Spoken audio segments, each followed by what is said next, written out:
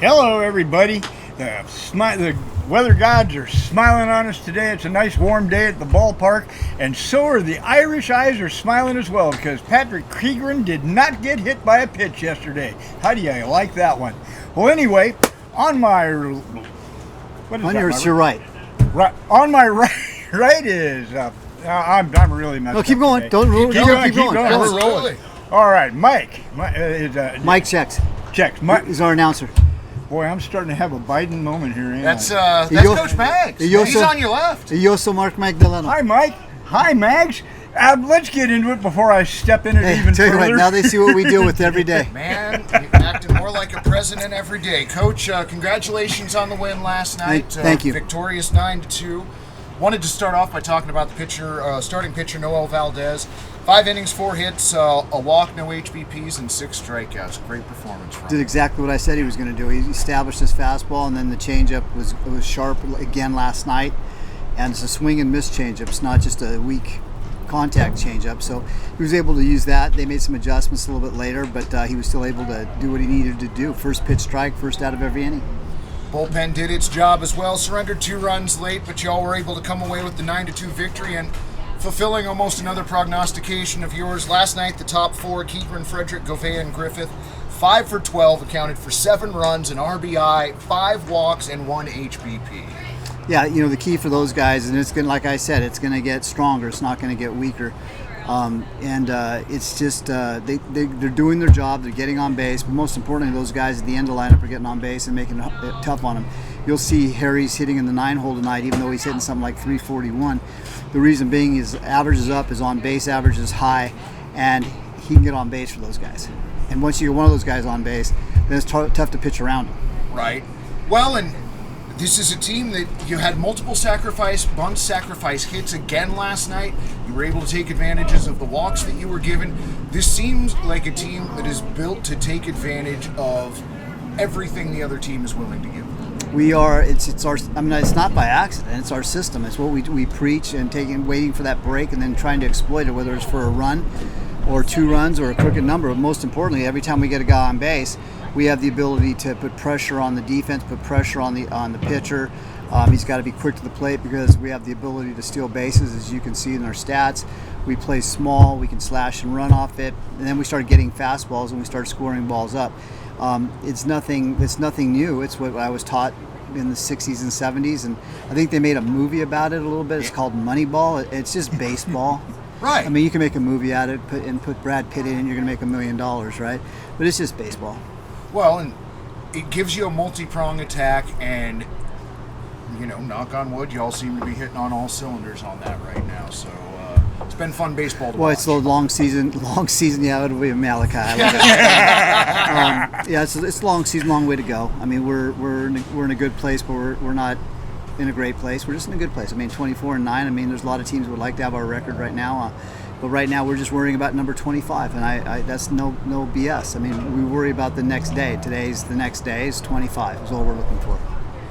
Well, tonight, Bend in Game 2. Who do you have going on the bump tonight? We have Big Andrew Stable in his first start of the year.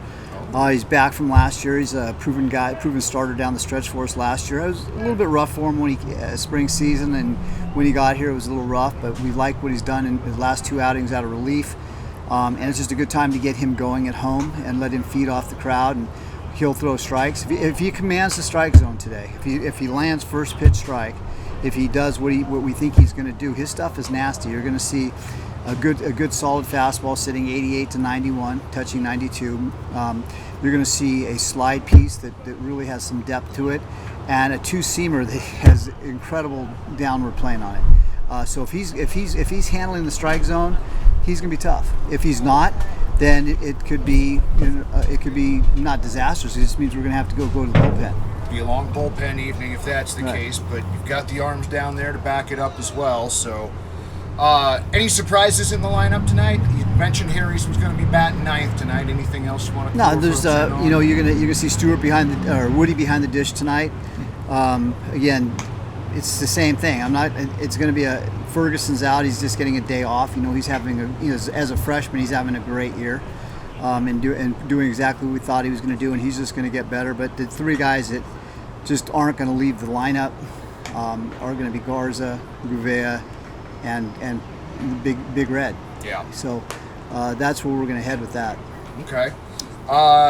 Yesterday, you mentioned the arrival of Jack Mecha. Now I'm hearing word about Blake Conrad. What can you tell us about the catcher infielder that recently committed to St. Mary's? He's plays here at Edmonds College. He's going to St. Mary's. A tough catcher, really good. Hits for average. Can just catch and throw. He'll be coming in here Monday. We'll be losing Woody after next week, so we're going to make sure we have him ready to go and give us another quality guy behind the plate. We've also got Mayshore coming, and then Britton Beeson is on the way to coming in. People don't know much about him. Out of Orange Coast College, he was at Ridgefield last year. He was leading the WCL in home runs when he was at Ridgefield. Got hurt. He's going to Hawaii. He's coming from the draft league. His last game's tonight. We'll give him a couple days to rest, and he should be in our lineup sometime this summer. So, I mean, a projected lineup down the road of Keegren, Carter, Mayshore, and Beeson, and then you got Garza and the rest of the crew behind it. It's going to be a tough lineup to pitch to. Well, and I mean, even looking up and down the lineup right now, those are healthy numbers, 1 through 9, that you've had going every night. So even more backup as players come and go. Well, it's getting to that time of year, right? So we've been very active this morning. I was on the phone for roughly three and a half hours, and we were able to land the catcher out of St. Mary's, so it was worth the 3.5 hours. I got to talk to Beast, who's playing his last game, and he's needing a couple of days off to rest, and he can have as much time as he needs to rest. I think we're going to have enough arms down there to be okay. I mean, we just got to play well down the stretch. I mean, nothing's guaranteed, but at least we're putting ourselves in a position to maybe make a playoff run. I mean, to get into the playoffs. I mean, Right. a long way to go. Well, y'all have been putting up the fight, and it has definitely been fun to watch. Ron, did you have anything else you wanted to add, friend? You trust him to make this closing statement? Always. I mean- Well, okay, after the beginning, you're right. Maybe I shouldn't have. Malachi, did you have anything else you wanted to add here? Just the thing everybody wants to hear. Go Pickles!